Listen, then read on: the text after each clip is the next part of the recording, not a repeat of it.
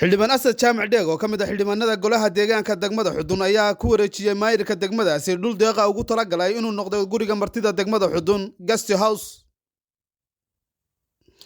dhulkan ayaa cabirkiisu dhan yahay 40 by 40 sidoo kale maayirka degmada Xudun Maxamed Jaamac Xirsi ayaa ka gudoomay dhulkaasi.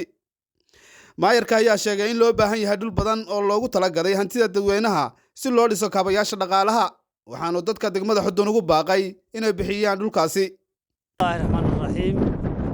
Ilaahay baa mahad iska leh suuq keenay goobtan marka labaadna waxa aad iyo aad u mahadcelinayaa bahda saxaafadda Dr. Qowte iyo Cabdi Fataax Ducaale maayirka xildhibaanka dhammaan wada soo dhaweynayna anigoo ah Asad Jaamac Aadan miirkayga iyo maankayga qaba waxaan maanta halkan ku wareejinayaa dhul dhan 40 by 40 oo loogu talagalay gurigii martida ee degmada Xudun ayaan waxaan ku wareejinayaa maayirka degmada Xudun Maxamed Jaamac Xirsi Oogli dhulkaas oo dhan 40 by 40 oo aanu hadirtana taaganahay. Bismillahirrahmanirrahiim. Allahumma salli ala sayyidina Muhammad sallallahu alayhi wasallam. Bagcadan aanu taaganahay waa dhulkii uu bixiyay Asad Jaamac Aadan Cadde oo uu siiyay degmada Xudun uguna talagalay in looga dhiso gurigii martida guest house-kii degmada Xudun.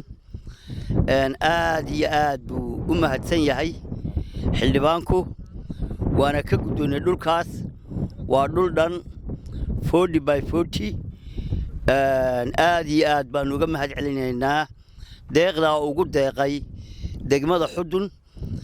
waxaan rabnaa dadka kale laftigiisu inay ku daydaan oo meelaha aynu u baahannahay inaynu wax ka dhisano in lagu deeqo oo la bixiyo oo loo huro arrimaha bulshada sida for example xarunta caafimaadka ama cusbitaalka caafimaadka gurigii maxkamadda gurigii gudoonka waxbarashada dhulkaas oo dhan waa la rabaa in la bixiyo waxna laga qabto wixii laga qaban lahaana waa u diyaar garoobaynaa waana u diyaar sidii kuwii horeba aynu ku diyaar garoobeen oo loo ogolaaday sida asluubtii oo kale wadadii laamiga ahayd magaalada dhex maraysay sida kuwaas oo kale loo samaynayo ayaynu rabnaa kuwana in loo sameeyo bulshada reer Xudun.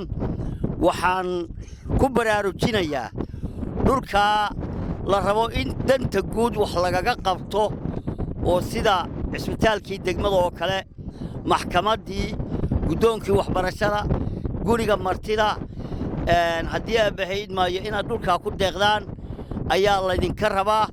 2 meelood dhulkoodii waanu haynaa sida cusbitaalka iyo gurigii martida dadka bixiyayna ilaahay miisaanka xasanaadka ha u saaro waana ka gudoonay aad iyo aad bay u mahadsan yihiin ilaah baa mahad leh. Maxamed Cawiil Qowte degmada Xudun ee gobolka Sool.